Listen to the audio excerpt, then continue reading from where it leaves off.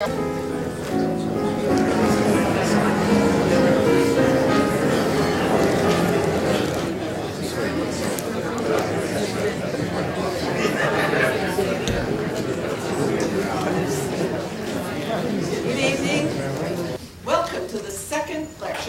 our Science Time series. This evening we're getting a little closer to the Earth, at least than last week, when we hear about global climate change. Our speaker is Stephen Pacala, the Petrie Professor of Biology in the Department of Ecology and Evolutionary Biology, better known around campus as EEB. Professor Pacala did his undergraduate work at Dartmouth and his graduate work at Stanford. He came to Princeton in 1992. His research interests focus on plant ecology, global interactions of the biosphere, atmosphere, and hydrosphere, mathematical modeling, and community ecologies. He is grappling with questions like how and how much does the terrestrial biosphere affect climate? Does feedback between climate and vegetation lead to multiple stable states of climate? Could human land use, such as deforestation, lead to an alternative state, such as dry tropics? How does biodiversity affect global ecosystem function? I think we are in good hands for a discussion of the problem of global climate change. Please welcome Steve Pacala.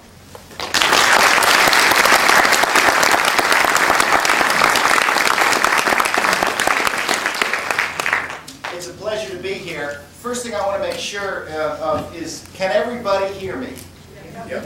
Okay, good. If you have trouble hearing me at any point, just speak up and I will speak ever louder. Do you want to change the lighting? Okay, we might kill a little bit. I bet one of these settings. We have it over here. It's very fancy. Okay, I got it already. Nope. In my head, yeah, I think this will do. Okay. All right. If you have trouble seeing the screen, I can darken it some more, but as I tend to sort of gesticulate wildly, it's probably a good idea if you can see me. I'll create a diversion in case you get bored. Now, I've got a slightly different title than what I mailed in some time ago, Solving the Climate and Energy Problem.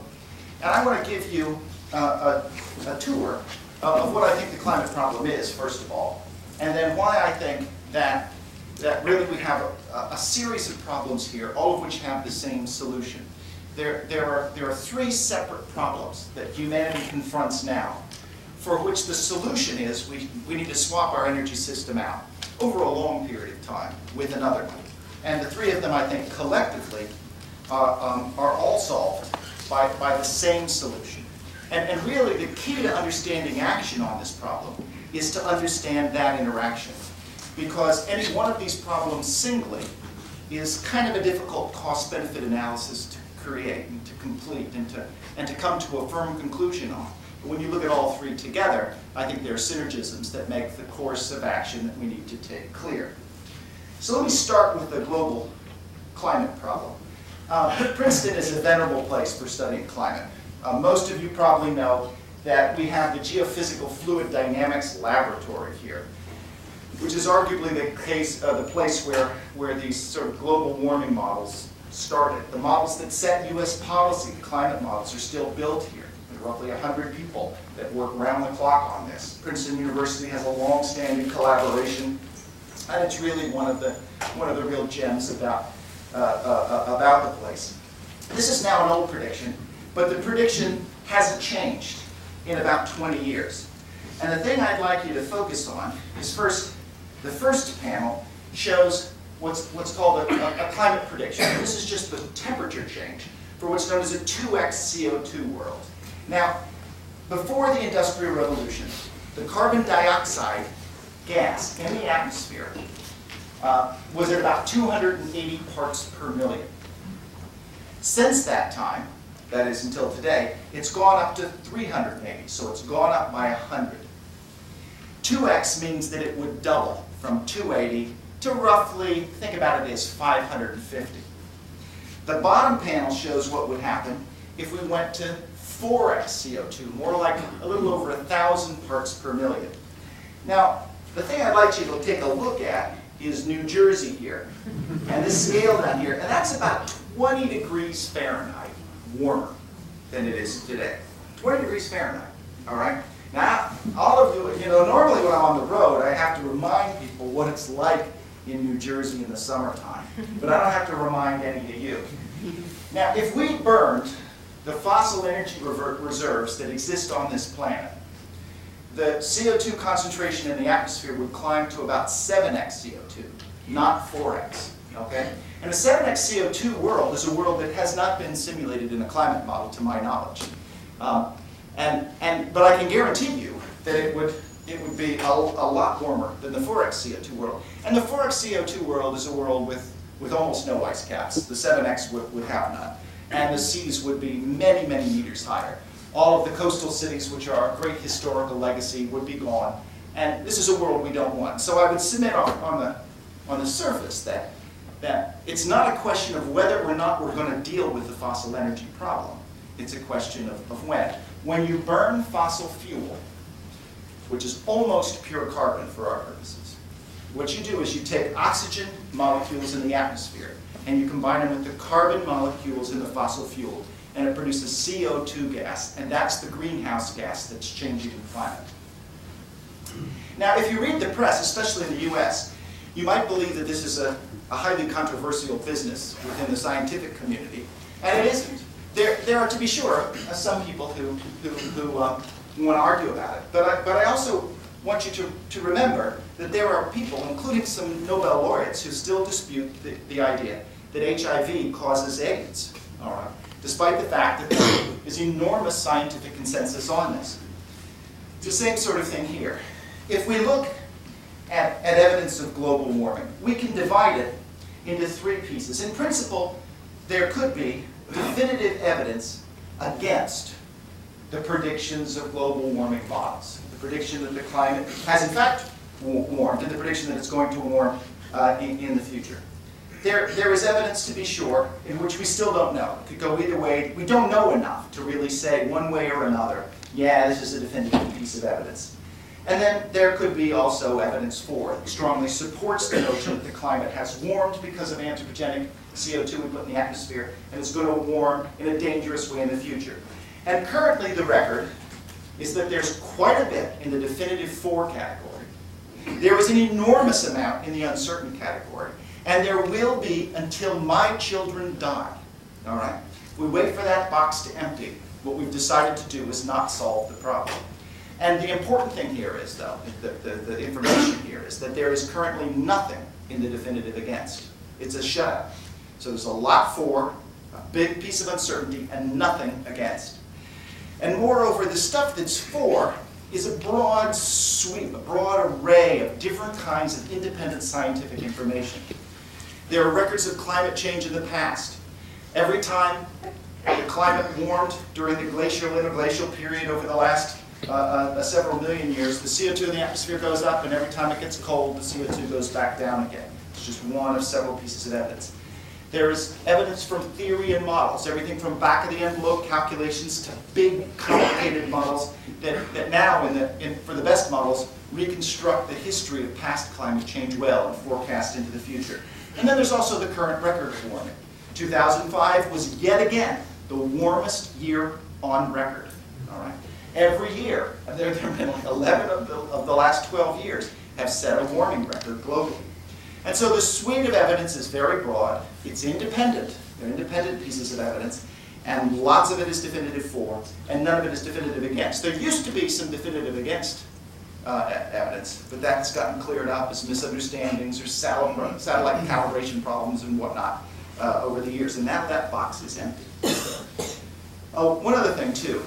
In what I'm going to show you later on, this 2x CO2 in the top panel is kind of a watershed. Beneath the 2x CO2, a lot of the bad things I'm about to show you don't happen, or at least are much less likely to happen. Considerably above this 2x CO2, bad things start to happen. or bad things could happen, similar to bad things that have happened in the past. And I'm going to give you just 4 examples of what I call monsters behind the door that may or may not come out in the future, but that you worry about because sometimes they've come out in the past. The first one is due to some work by Manabe and Stauffer and others, and it has to do with the deep sea circulation of the oceans. If you look up here, see where the arrow is?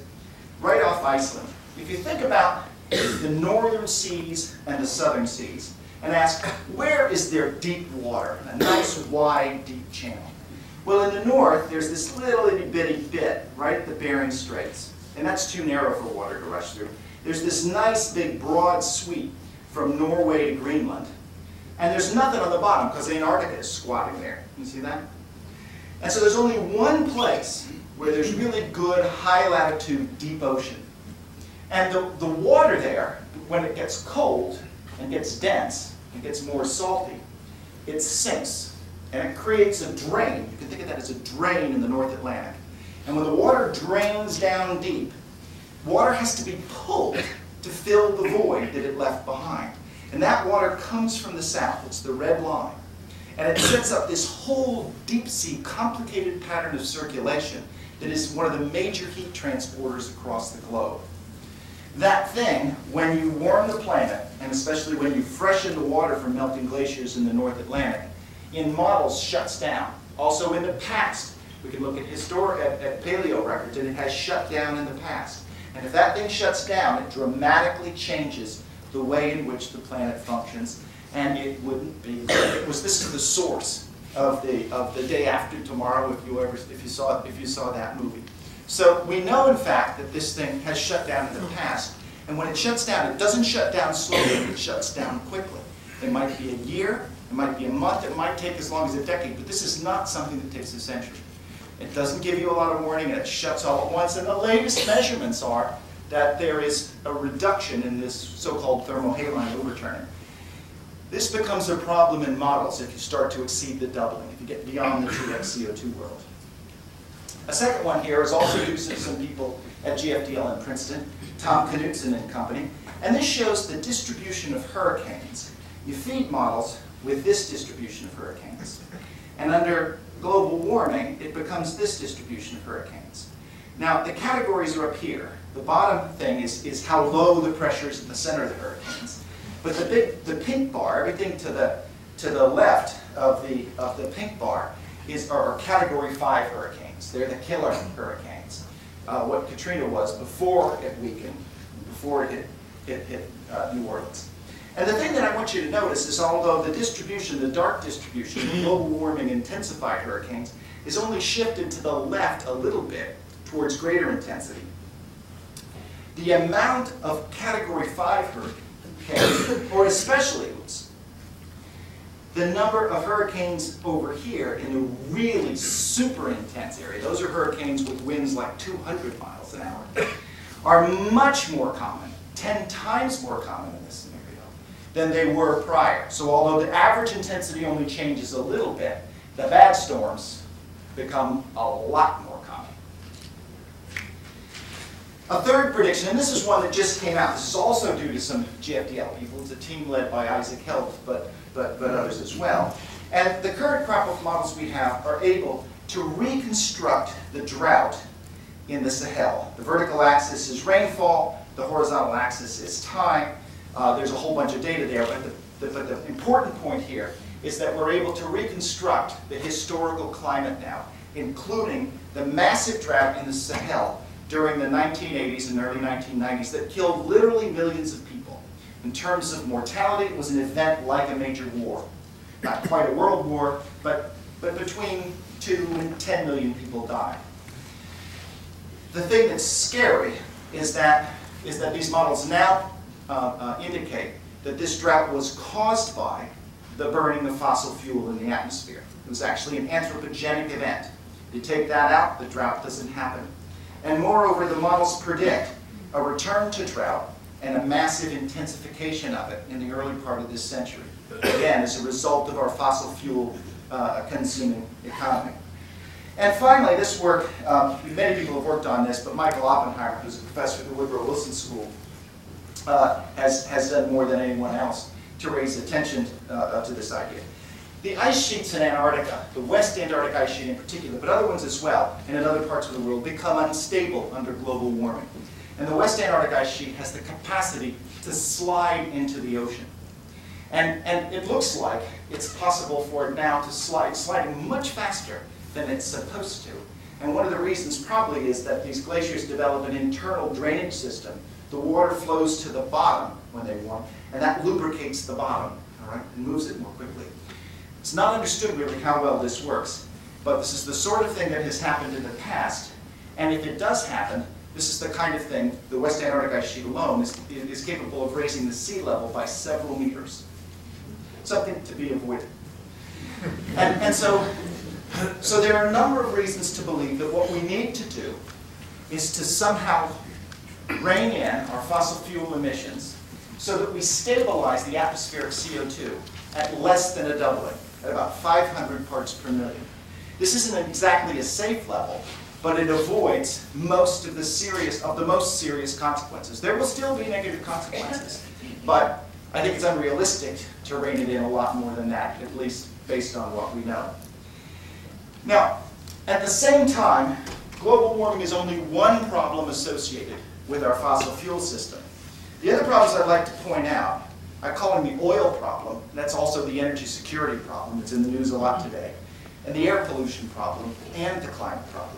So let me just spend a couple of minutes on those before I get to the meat of the talk. This graph shows the recessions that have hit the US economy since World War II. Each of the gray bars is a period of a great recession, one of the big recessions. Vertical axis gives the rate of growth of US real GDP. So the bars dip negative during the recession. That is, the economy contracts. Now, there are 10 big recessions on this graph. And on the right, we've got the 9 big disruptions in the oil supply. There have been 9 big disruptions, 9 big tightenings of the gap between supply and demand. Each one of these 9 is preceded just before one of these major recessions. The source of this is an economist at San Diego named James Hamilton, and it's not rocket science to figure out what this correlation is related to. Hamilton says he believes that it's entirely due, in fact, to the sequence of events when people put off purchases of durable goods because they're worried about the future of energy prices. They put off purchases of durable goods, then all of a sudden demand drops, people get thrown out of work, and you get a spiral into a recession. The US business cycle is thus more sensitive to oil shocks than our other economies. That's actually demonstrably so. It's the hidden cost of not having a heavy European tax on gasoline. It's also possible to cost out what this costs US consumers.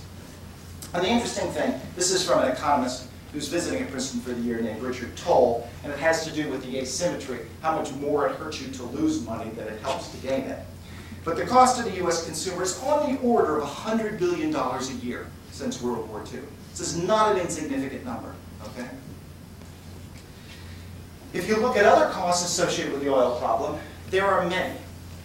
One of the most obvious is the military involvement in the Gulf region that has gone on now for many, many decades. It has intensified and intensified more or less steadily in the post-World War II era.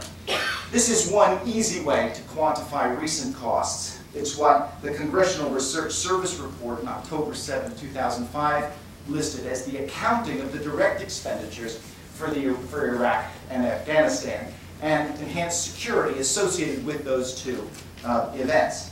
Those two events have cost us $356 billion during that 3-year period, or again, about $100 billion a year on top of the economic volatility. Turning to the air pollution problem, there are many ways to assess the air pollution problem. One of the things that I like to do is to turn to environmental skeptics to get a lower bound on it. This is a famous book, if any of you have heard of it, called The Skeptical Environmentalist by a guy named Bjorn Lomborg, who is a disciple of Julian Simon and a favorite of Tom DeLay and a bunch of other people who believe that environmentalism has gone too far. In his book, he estimates that US deaths from air pollution are 130,000 per year, all right, and 4 million worldwide. The Bush administration estimates that about 12 to 16,000 people die in the US every year due to fine particulate emissions from coal-fired power plants alone.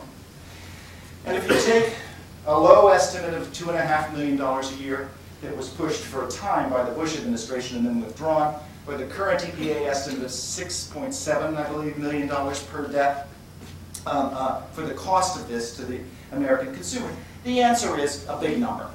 If you use Bjorn Lomborg's number here, it's $330 billion a year. But again, it's a number like $100 billion a year. This is not chicken change. So we have three interdependent problems. Two of them, the oil problem and the air pollution problem, we're already paying for. We're already incurring very, very significant expenditures on the order of hundreds of billions of dollars a year. And we have an additional problem, the climate problem. And what I'd like to point out here is that it is possible to solve all these three problems at a cost on the order of $100 billion a year, the kinds of amounts that we're already paying. And so the question is, do we have the technological know-how to construct an energy system that would solve all three problems?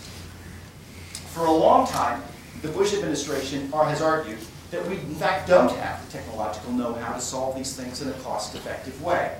And the analysis that I'm going to show you was a direct response to then Secretary of Energy Abraham's standard speech that we need a discovery as fundamental as was the discovery of electricity in the 19th century, the discovery of the usefulness of electricity in the 19th century in order to confront this problem. So what I want to do is to show you a bunch of technologies, all of which can be bought off the shelf, all of which that are already deployed in an industrial scale today, that can reduce future carbon emissions for about $100 per metric ton of carbon emissions, or lower than that. And with the total emissions in the United States, that would be an expenditure on the order of $100 billion a year, roughly what we're already paying for some of these other problems. Just to sort of set the scale for that, $100 per ton of carbon works out into a bunch of different things that are in more familiar units. It's $12 a barrel for oil. It's $65 a US ton for coal, and it's 25 cents a gallon on gasoline. All right? 2.2 cents a kilowatt hour on your electrical bill. For electricity from coal, 1 cent a kilowatt hour for natural gas. You can decide whether or not that's a huge number or a small one. The only thing I want to argue is that it's on the order of what we're already paying. All right? So what we're talking about here is not a new expense, but a substitution. Okay, so most of the work that I want to show now is based on an analysis that Rob Sokolow and I published in a journal, the journal Science, about, 18 months ago. And the problem was called stabilization wedges, solving the climate problem for the next 50 years with current technologies. And this is meant to be, and it in fact has proven to be, an accessible paper. If you're interested in learning more about any of this and getting into the details, the paper is designed as an easy read. And if you want to get beyond that, it has a 50-page online appendix also associated with it. And that thing is peppered with clickable sources. And so you can learn as much as you want if you go there. You can get it off the Carbon Mitigation Initiative's website at Princeton. Rob and I direct the Carbon Mitigation Initiative, which is a 10-year effort and a collaboration among BP, the Ford Motor Company, and Princeton University to try to find technologies to solve the greenhouse warming problem. So if you want to learn more about that, that's where to do it. Okay, now first we have to know, what does it mean to solve the carbon and climate problem? And what does it mean to solve the rest of the problems that I talked about? The blue graph there shows historical emissions for the last 50 years. Beginning in 1956, this is global historical emissions. It takes us through to 2006. And the line shows how much emissions have gone up. The units on the vertical axis are billions of metric tons of carbon atoms emitted because of the combustion of fossil fuel. These are carbon atoms that have been combined with two oxygens and put in the air as CO2. And if you look at the axis here, we're now at about 7 billion metric tons globally. That's the size of the problem today. Now, there are many, many ways to extrapolate how this is likely to grow into the future. And we chose the simplest possible way, which was to continue the historical trajectory as a straight line for the next 50 years. There are many, many complicated economic models that do this, and all of them give you roughly what we get here. A doubling of emissions expected over the next 50 years as China and India and other economies continue to modernize. I suspect that one of the reasons that all these complicated models give us this answer is that you run them forward, and if they don't look like the historic trend, you think there's something wrong with them. You keep tinkering with them until they do. So I think most of them are just extrapolations. Now, there's a lot of work done here at Princeton. We're a real center for this, to figure out how much we have to reduce emissions from this projected amount, this top line, dashed line, in order to rein the atmosphere in and stabilize it at some level. And the stabilization target I've chosen is this 500 parts per million, or just less than a doubling of the pre-industrial concentration. This is the level, again, below which you don't expect those monsters from behind the door to come out and harm us. And so we've got, and so what does it take to stabilize atmospheric CO2 at 500 parts per million? Well, very roughly, what it takes is for us to freeze emissions for the next 50 years. And that's this red line. So if we froze emissions for the next 50 years globally, instead of allowing them to double, what we have to do is to cut out this green triangle of future emissions over the next 50 years, which grows from 0 today to roughly the size of our fossil emissions in 50 years. We've got to cut that out and flatten emissions. We call that green triangle the stabilization triangle. That's the thing that the technology has to attack. It has to replace the fossil, the greenhouse gas emitting technologies that give us our energy with some other technology that still gives us our energy or provides some other way to live our lives. Now, I don't want to pretend that this is all we'll ever have to do. It's important to understand that 50 years is just the beginning. But I would submit that it's very, very important here not to think too far ahead.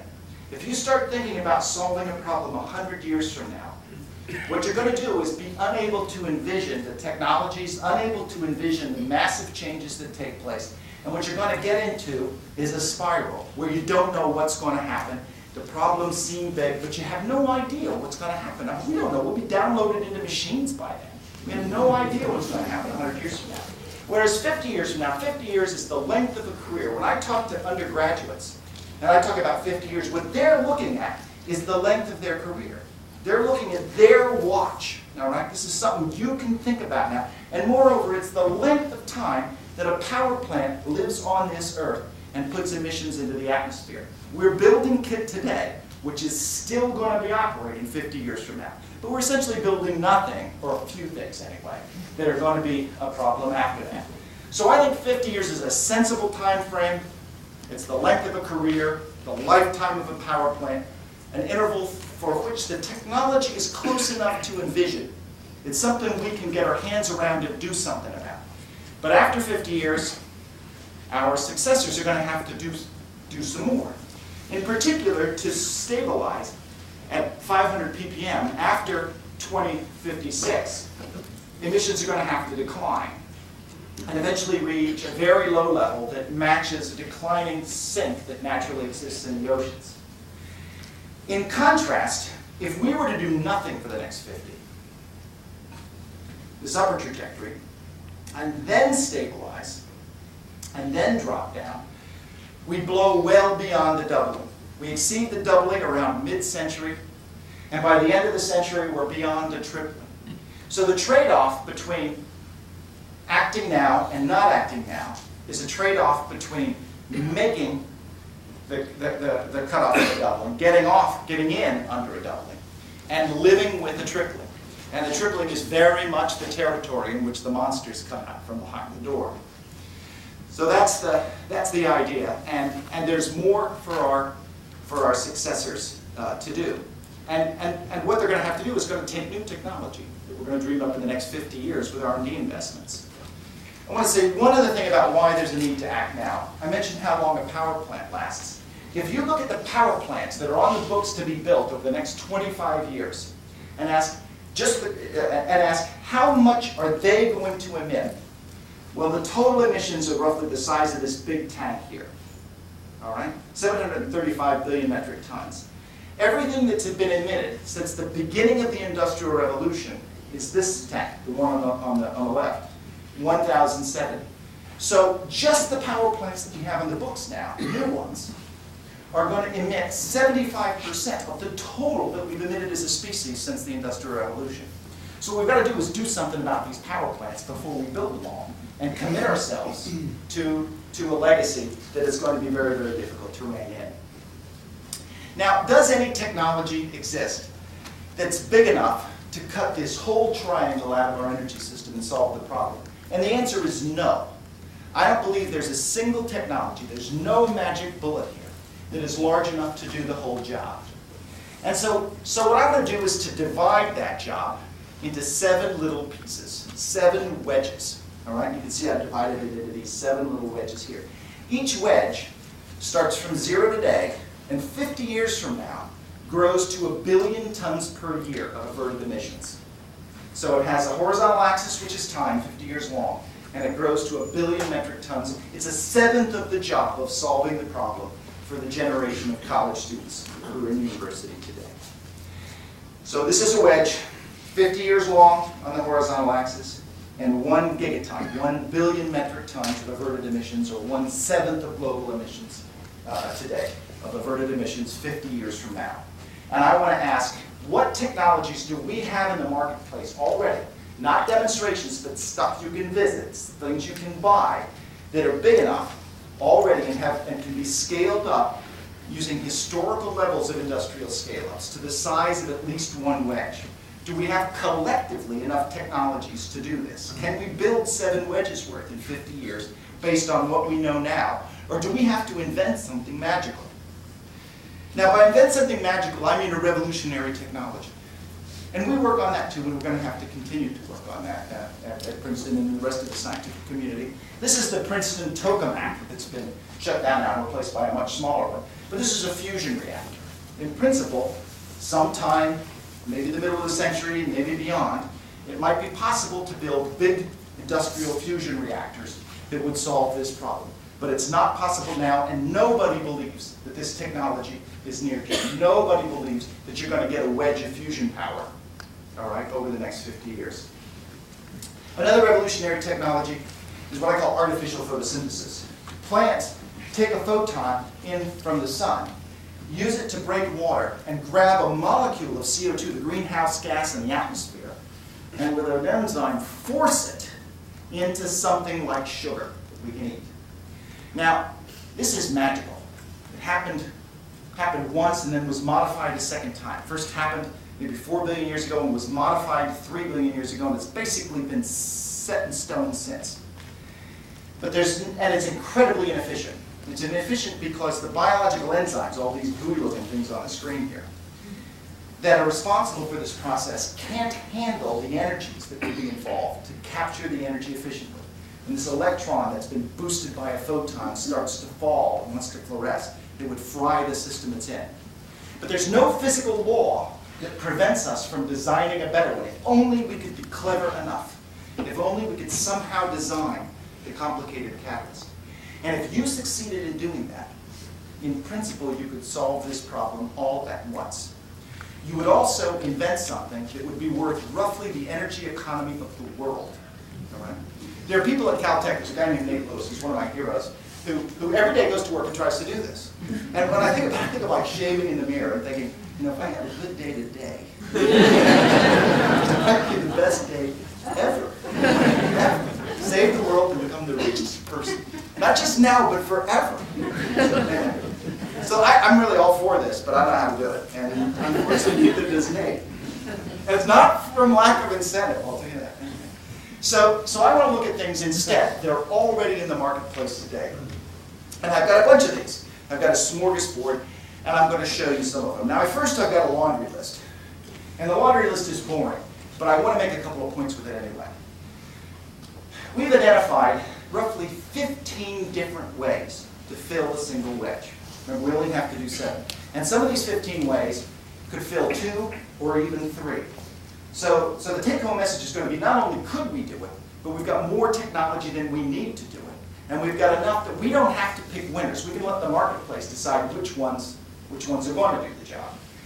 There are wedges of efficiency that happen whenever prices rise.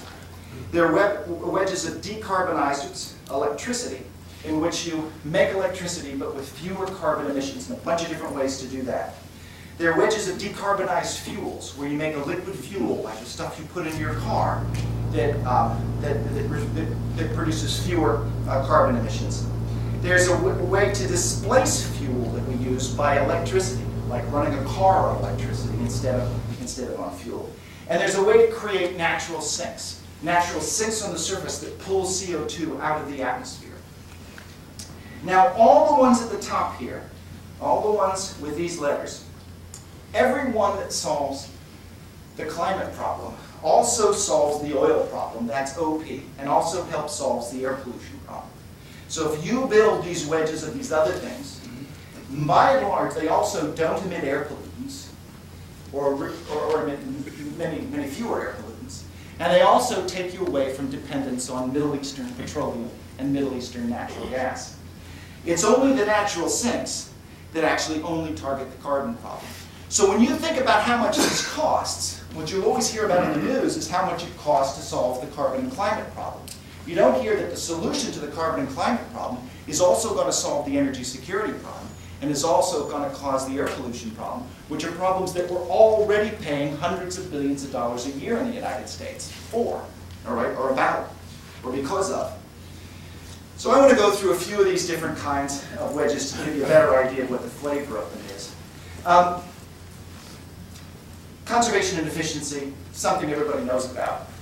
The effort needed to get one wedge by 2056 is to think of a world in 2056, there's expected to be about 2 billion cars, and let's suppose they got 60 miles per gallon instead of 30 miles per gallon. That change is one wedge. Now what that should tell you is 60 miles per hour for 30 miles per gallon, rather, is one wedge. If you eliminated cars altogether, you don't even get 2 wedges. You get a wedge and a half. This is not a problem that comes out of the tailpipe of your car.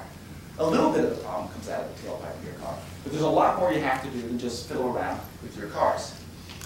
There's a lot, roughly a third of the CO2 emissions come from transportation. A third comes from buildings, and heating buildings and so on, and a third comes from electricity.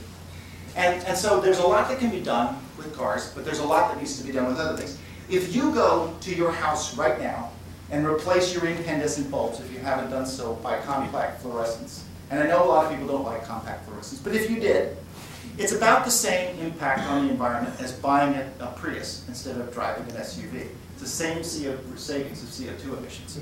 So light bulbs are a big deal, and it's not all about cars, although it's partially about cars. I don't want to talk much about these because everybody knows sort of a lot about these things already. It's also possible to build a wedge with nuclear power. You need 700 gigawatts, or roughly twice the installed capacity of nuclear power. To build again, triple the capacity of nuclear power to get one wedge. In my view, this has to be on the table, has to be part of the solution.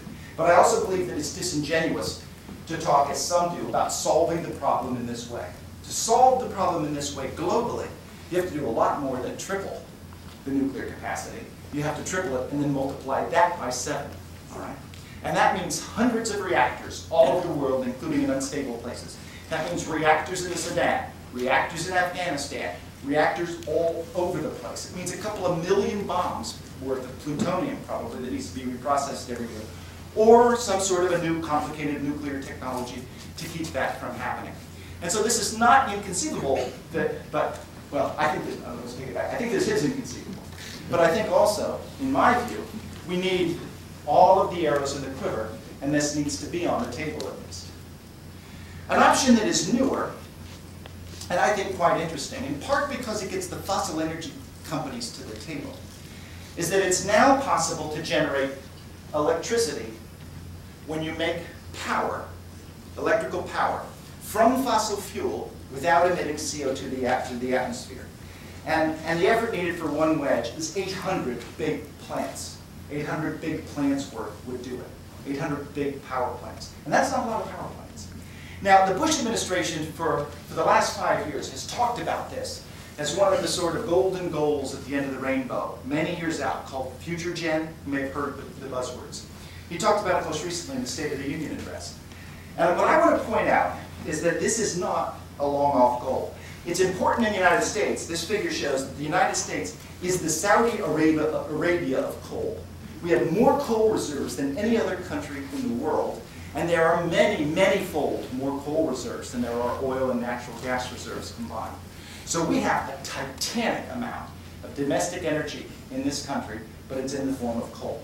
So if you could somehow generate electricity with this, make fuels with this without damaging the environment, you could solve the energy problem, the air pollution problem, the climate problem. At least from the US perspective, we'd make a big pile of money. Now, how do you do this? What is Future Gen? And this is a complicated slide, but a lot of you have technical backgrounds, and so I just want to go through briefly how this is done, because I know some of you will be interested in it. When you burn coal, this thing at the top here, C, coal is almost pure carbon. You add 2 oxygens to it, make CO2, and you use the heat that's produced from the burning to boil water. And then you send the steam through a turbine, and the turbine spins around, and it spins a generator, and voila, you've got juice for your home. But it's also possible to partially combust that coal by adding just 1 oxygen. That makes carbon monoxide, the gas that will kill you, the old British town gas that used to kill people in the Victorian era, that burns quite nicely. And you can partially combust it and make natural gas out of it. And then what has been the technology that people have talked about is to take that CO and put it into a jet airplane engine. Most of these are literally 777 engines sawn in half with the compressor stage removed that you then force the CO into, and it spins a turbine. And because the jet engine is so efficient, and also because you catch the waste heat of the jet engine exhaust, boil water with that, and send that to a turbine, because that combined cycle, the so-called IGCC, is integrated gasification combined cycle, is so efficient. This is a more efficient way to use the coal, although a more expensive plant to build by about 15%. But it's a more efficient way to use the coal, and it produces many fewer harmful air pollutants. But it only helps the air pollution problem, doesn't help the carbon problem. And it doesn't help the oil and problem either. But there's another option. After you make the carbon monoxide, you've got a mix of carbon monoxide, and you can add water to it. All right? And if you take the water and add it to the carbon monoxide, you can take the O off the water and stick it with the CO and make CO2 down in this box, say. And you can take the hydrogen off the water then and make molecular hydrogen. And so you get a mixture of CO and hydrogen and water and CO2. You can separate those 2 things. Now it's possible to send the CO2, the greenhouse gas we're trying to get rid of, back into the ground where you got the fossil fuels to begin with, back into spent oil and natural gas reservoirs. And we're going to talk a lot more about that in a minute. It's possible to compress it to 100 atmospheres, make what's known as a supercritical fluid, and send it back from where you got the stuff to begin with. Keep it out of the atmosphere now. The hydrogen can go a number of places. The hydrogen could go into cars in principle. The hydrogen could go into generating hydrogen electricity. Or the hydrogen could be combined with the residual carbon monoxide, and you can use this to make liquid fuels like gasoline or diesel that you can run in a conventional car.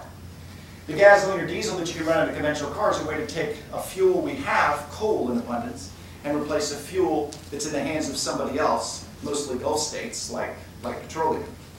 But these other ways of doing things are a way to solve not just the oil problem, but also the air pollution problem, and also the carbon and climate problem that people the CO2 below ground.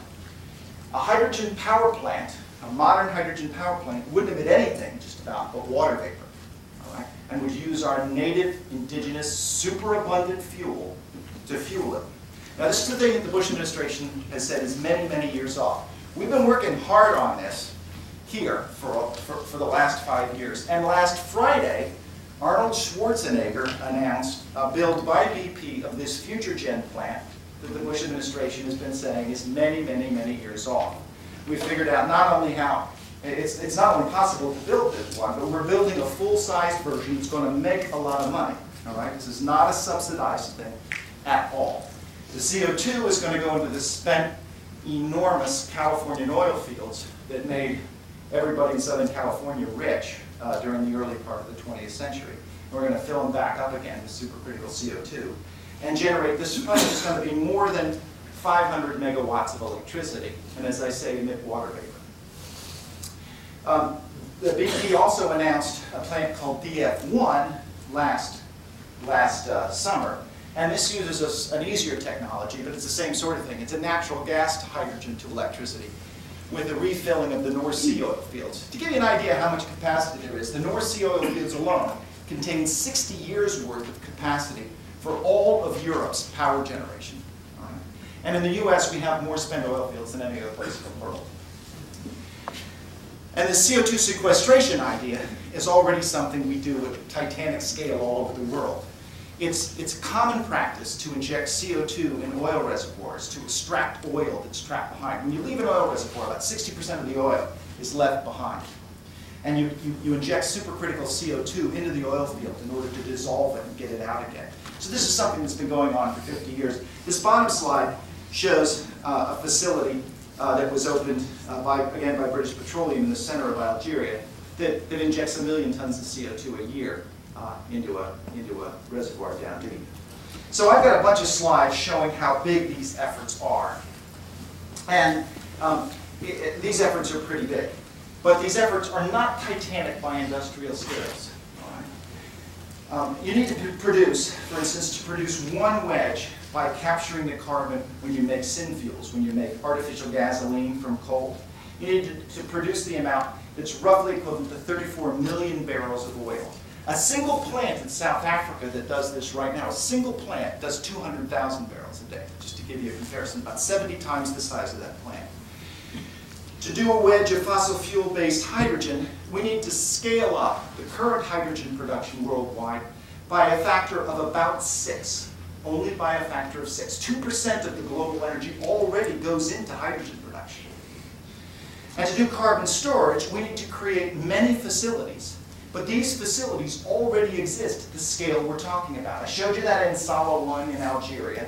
I talked about those other two that are going in the ground. But this one, which is a platform in the North Sea called Sleipner, it's named after Odin's 7-legged horse because it has 7 legs on it, injects CO2 into an aquifer in the middle of the North Sea, and has been doing so since the middle 1990s because the Norwegian government is very progressive and demanded that they start taking care of their CO2 emissions early.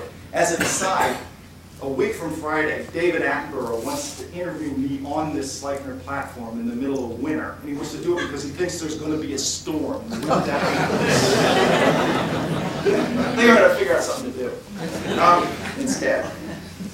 Now, I don't want to go too much into this in detail, but the CO2 sequestration is not entirely without risk. And it's important to understand that. In the North Sea, it's entirely without risk. In a geologic formation that we understand well, it's been going on for a long time at fantastic scale and having problems yet. That doesn't mean it's without risk. All right? CO2 is not like plutonium. But on the other hand, if CO2 were to displace the air in your basement, it would kill you. All right? It would kill you. And so if a large amount of this could leak out of the ground, it would not be good. All right? Now, the same is true of natural gas. The same is true of petroleum already. But still, this is not without risk. I like to say to people that it really is important to understand that it's time to get a grip. Because nothing in the energy system is free anymore. It's costing us a lot already no matter what we do. And we're going to have to incur some risks, no matter how we proceed in the future. So we work a lot on the risks. And one of the things we do is to try to figure out whether or not leaks can occur. This graph here shows the ages of old wells that have been plugged up in a big basin in Alberta. There are 300,000 abandoned wells where stuff could in principle leak. All right? And we want to know how long these things last and how well you have to monitor them. We make gizmos here at Princeton, and they look a mile beneath the surface, and we drill out old wells. And there's a big research effort that needs to be done to expand this sort of thing in a safe way. But we have the time to do it, and we have the capacity to do it in places like well underwater, where there isn't a problem to begin with. So there's a way to proceed slowly, there's a way to proceed carefully, and there's a way to know. All right? But that doesn't mean there will be no risk. There's a lot of other ways to do this too. Wind electricity is growing at a fantastic scale. There are 2 million 1 megawatt windmills displacing coal power is a wedge. There are currently about, well, this is an old slide now, there are about 80,000 already installed. These things are growing at a fantastic rate, like 30% per year. I don't know about you, a lot of people don't like the way windmills look on a landscape. I think it is important to teach your children or grandchildren that they are beautiful. I actually think aesthetics are valuable. And I hate to say it, but my kids aren't here, so I can't. I started doing this when my kids were little. Every time we would see a big wind turbine, we would stop and just admire. and a couple of summers ago, we were biking in Denmark, and came across, and there was a massive field, and there were thatched cottages, and these huge, giant, 100-meter across wind turbines moving slowly. My daughter said, "Gosh, that's beautiful." How easy it is to brainwash them. You can also produce hydrogen from wind energy. You could electrolyze the hydrogen. You could use the electricity produced to make hydrogen gas and put it in your car and run your car with it if you wanted to. You could make a transportation fuel. This turns out to be a really inefficient way to do things. You actually need 4 million windmills instead of 2 in order to get a wedge this way. Solar electricity. It's difficult to get a wedge with solar electricity.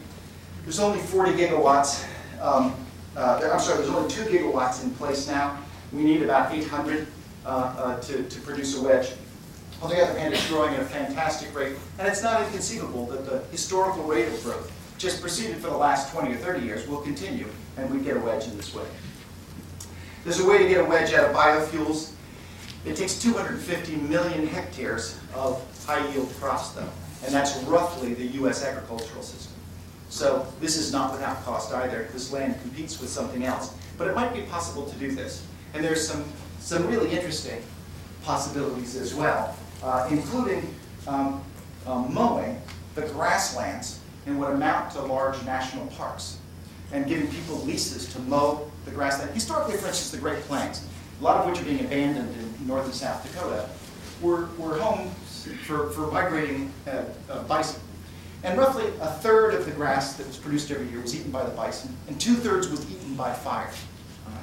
Now, if we were to reestablish a park like that on abandoned farmland, there's no reason at all why we couldn't replace fire by some sort of an off-road combine with a lease and harvest the material, put it into a process that makes liquid fuels, and to gasify some of it. Take the ash that's produced and put it back on the ground when you combine it.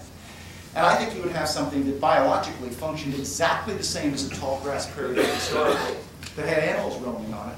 Might even, if we were lucky, have beautiful windmills all over it. and get something that really was a multi-use land that was an energy park. All right? It's also possible to improve natural sinks, to increase natural sinks to make a wedge. To make forests, what they do for a living is eat carbon dioxide and turn it into wood that's put on the ground. And so when you take a landscape that used to have no trees on it and turn it into a landscape with trees, that represents a one-time transfer of greenhouse gas from the atmosphere to the land surface. As long as it remains a forest from then on. It doesn't continue to accumulate carbon forever, but you get a big one-time transfer. Roughly, to get one wedge, you either need to eliminate tropical deforestation by 2056, which is not inconceivable given the growth rates of the economies in most of these places, or And you would have to rehabilitate 400 million hectares of temperate or 300 million hectares of tropical forest. A hectare is 2.2 acres. All right, this is a big piece of land, but not a gigantic, not an impossible to believe piece. Also, croplands have historically lost 55 billion metric tons of carbon due to the fact that when you aerate the soil, carbon is released to the atmosphere because decomposition increases. The decomposition likes the air, and when you turn the soil over, it goes faster. And so it's also now possible to drill seeds into the ground. 110 million hectares of the roughly 1,600 million hectares of worldwide cropland are already in practice, already work this way. And if you were to extend that 110 million hectares to all the world's croplands, you'd get about a wedge's worth just out of the recovery of the carbon in agricultural soils. So you can get some of this from natural sinks. You put it all together, and you've got lots and lots of options here. You can whittle the problem down from 7 to 3 or 4 with conservation and natural sinks. And then you have lots and lots of options for those remaining 3 or 4. All right? A lot of work for the marketplace to work. And if you did, in fact, eventually, over a period of time, replaced our energy system with the kinds of technologies I talked about, it would emit essentially no air pollutants. And it would not be dependent at all on foreign natural gas and oil. Not at all. So again, we've got the oil problem, which is about $100 billion a year for each of several sources that we're already paying. We've got an air pollution problem that's costing us around $100 billion a year in lost life that we're already paying. And to solve the carbon problem, we need on the order of $100 billion a year. All right? And I say we just ought to transfer the costs we're making in for some of these other problems into this problem and just be done with it. There are lots of different policy options. There are all kinds of different ways to do this. They all come down to taxes or mandates or caps or incentives of various kinds. Technology subsidies, portfolio standards, there's all kinds of bills that are before Congress. Domenici is the person who's currently pushing this hardest, a Republican from New Mexico. And incidentally, he switched from being a skeptic to being pro all of this when the head of Kennecott Coal, the biggest coal producer in the West, got up on the floor of the Senate and said, all these things the scientists have been telling you are true. The future of my industry depends on applying new technology and making it possible to use the resource that we've got in the ground. Domenici switched on that day.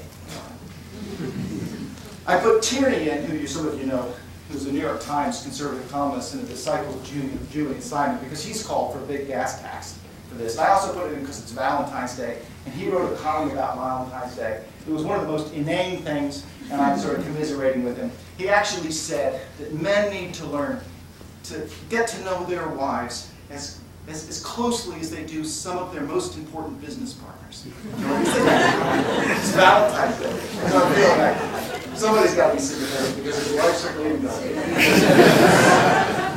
The conclusions I have are, what we need now is a national policy designed to solve the oil problem, the air pollution problem, and the climate problem.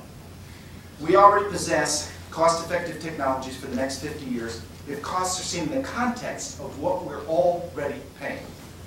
The solution also will only get cheaper as investment elicits industrial R&D and new innovation. And that's all I have today, and I'd be happy to take questions.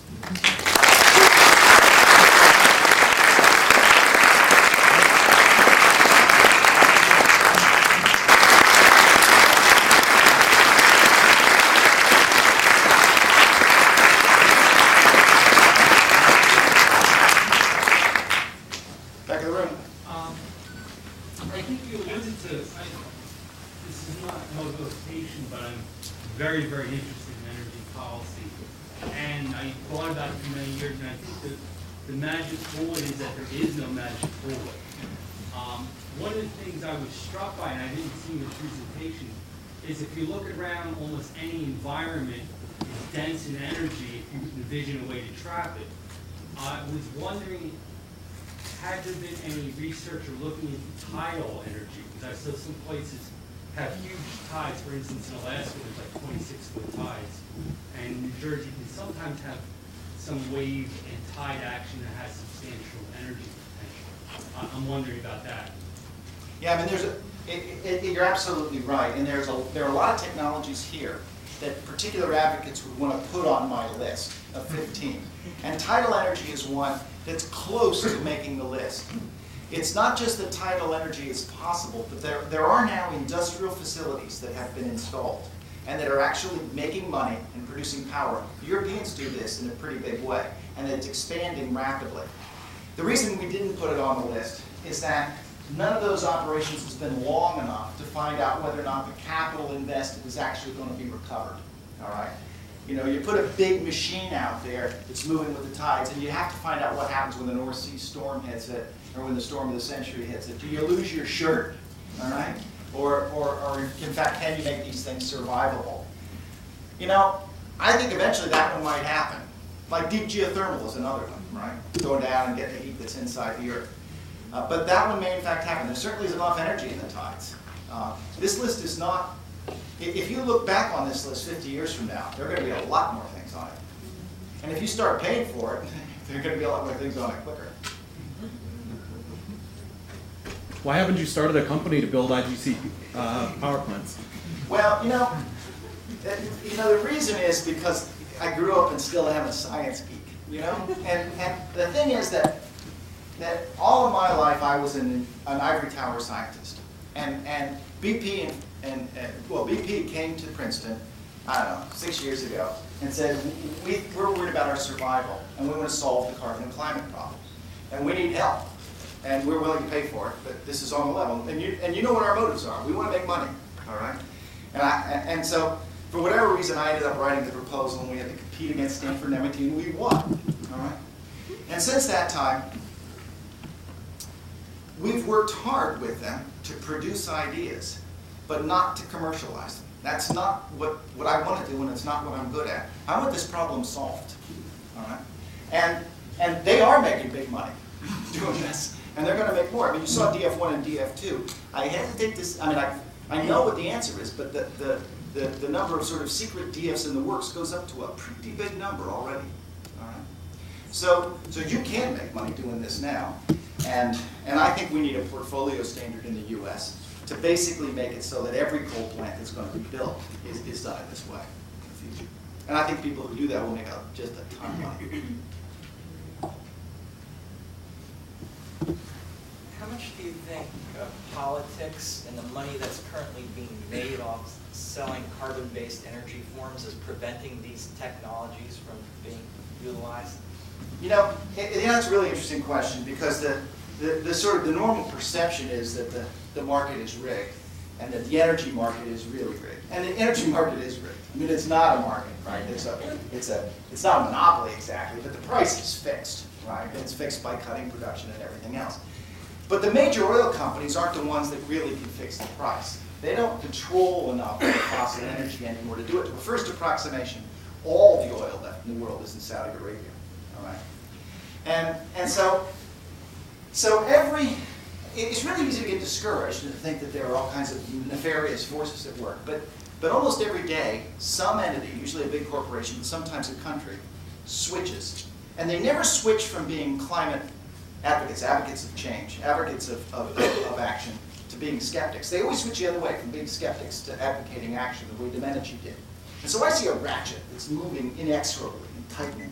And I see companies switching, like BP did first, and then Shell, and GE, and so on. And it's always sort of ExxonMobil that's holding out. And in my own view, I mean, I know a lot about ExxonMobil. They've taken out, you know, they've hired people to write ad hominem attacks on me in major newspapers, right?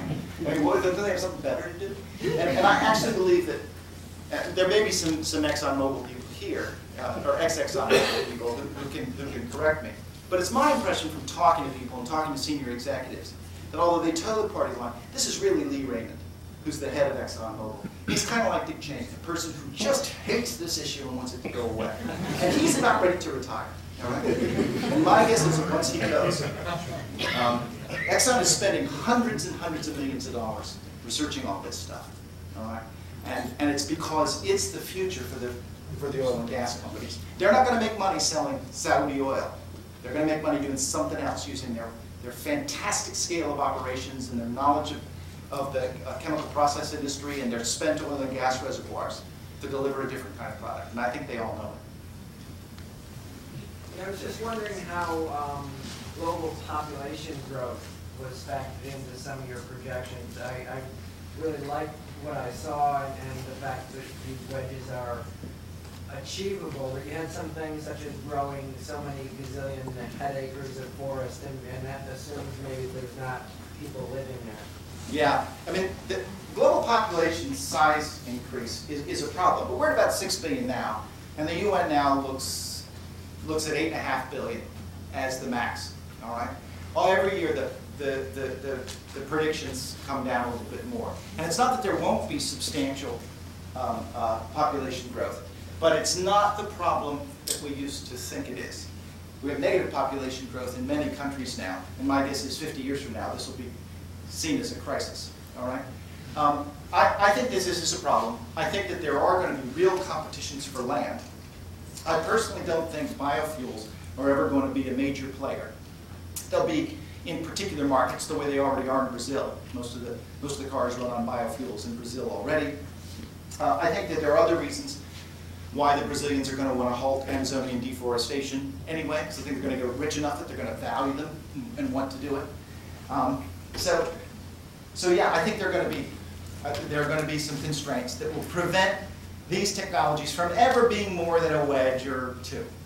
All right, they're not going to give you 7, but they'll give you some.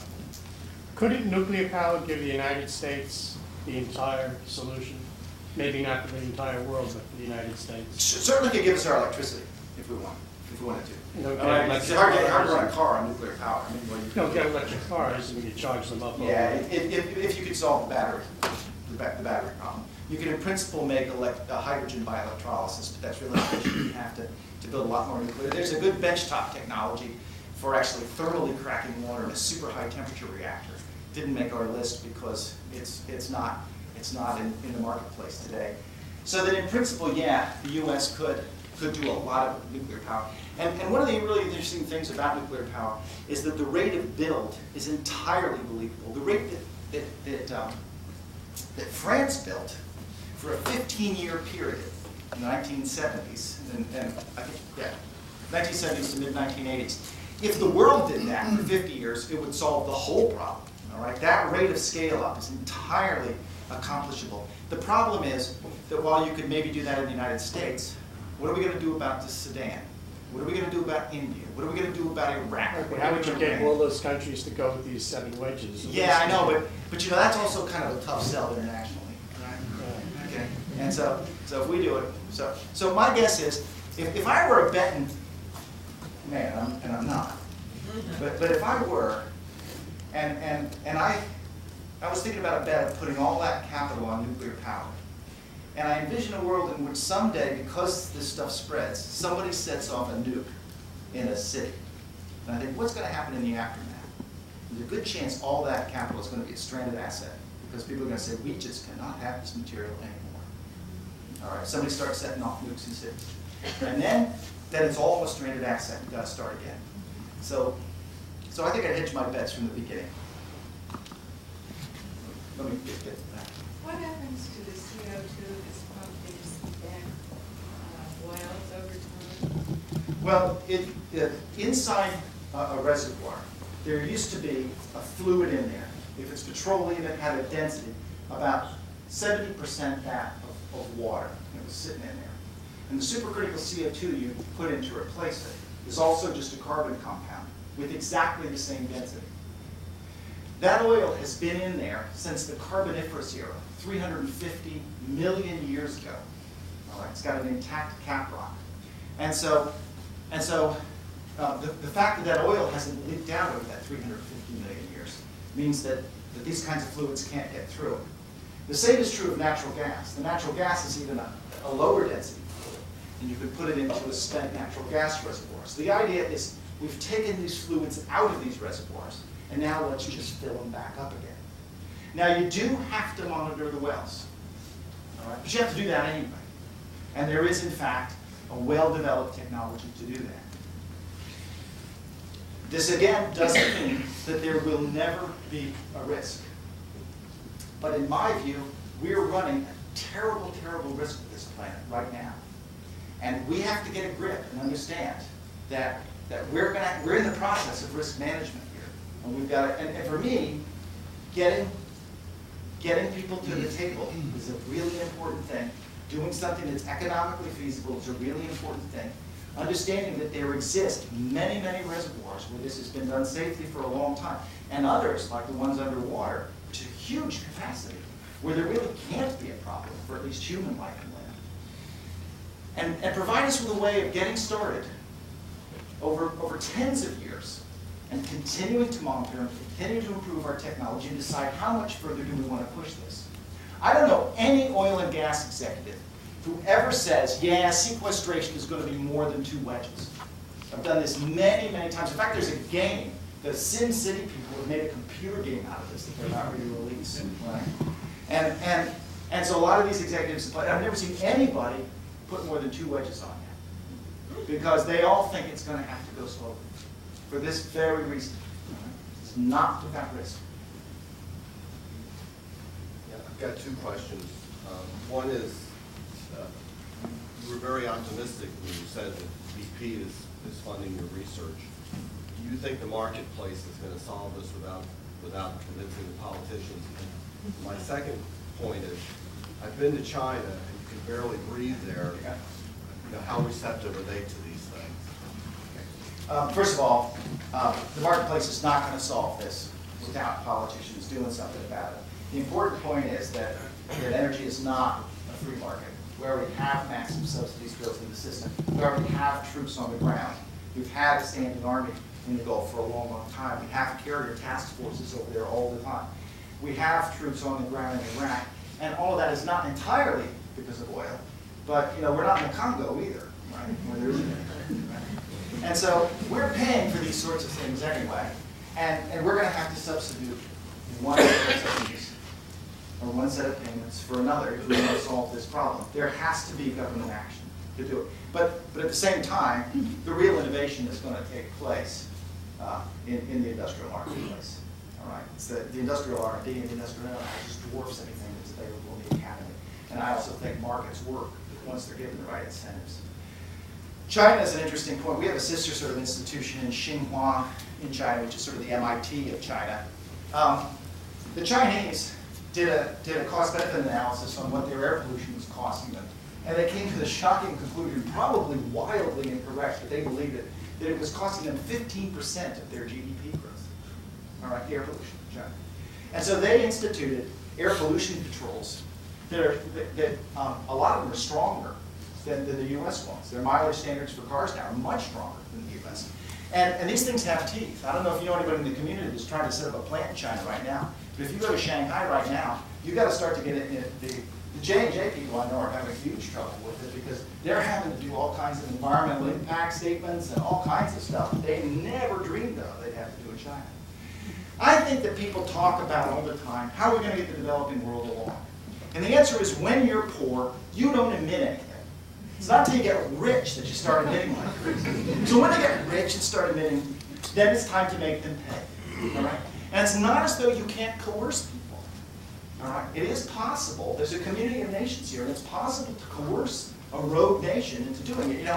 Karl Rove one time said that we'll have a carbon tax in this administration just as soon as the Europeans put a carbon tariff on our goods.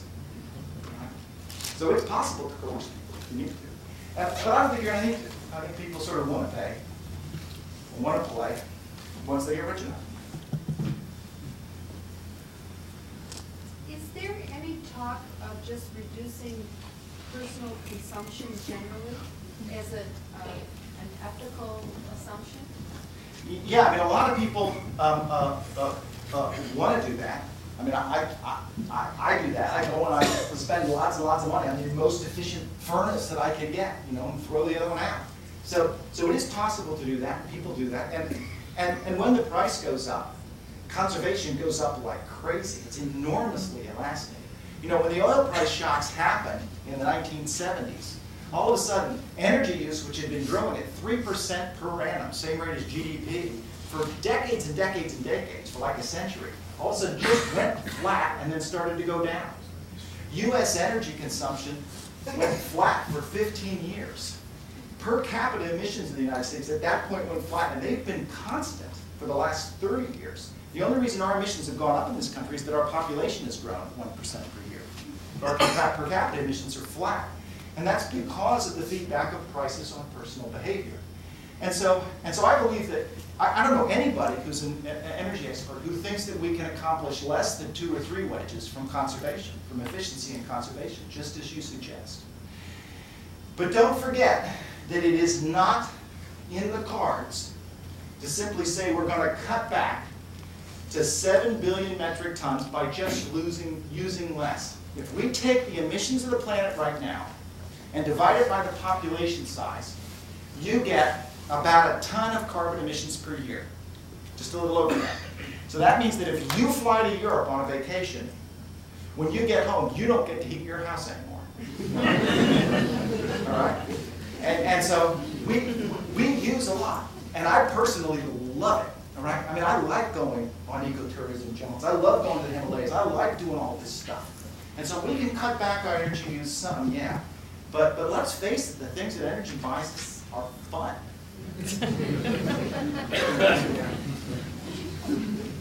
One more question. Sure. What is the Bush administration's response to these kinds of suggestions? Well, you know, it's funny. It's heterogeneous. The energy secretary who used to make his speech stopped making it the day this paper came out. The DOE now uses that lingo, that wedges lingo, all the time to manage their stuff. Marburger, who's the National Science Advisor, has been many, many times to be briefed, as have others. I